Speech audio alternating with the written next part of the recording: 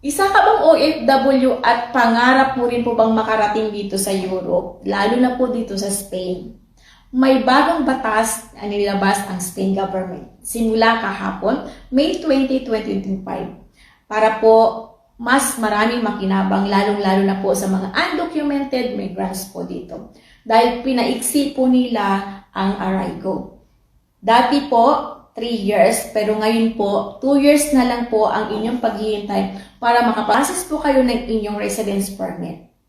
After 1 year po na magkaroon po kayo ng residence permit, pwede na rin po ninyo i-petition ang inyong asawa, magulang at anak.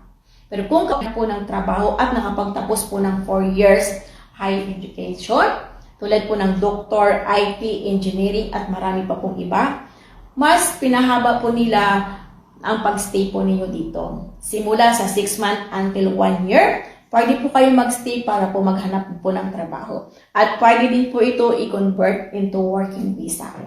Kaya kung gusto po ninyo ng maraming information tungkol po dito, tumawag lang po kayo sa aming WhatsApp na +34-6536-31500. Kung kayo naman po ay nasa Malta, Croatia, Poland, na balak po ninyo pumunta dito at naghahanap po kayo ng trabaho, ang Easty Manpower po ay nandito din po para sa inyo. Mag-message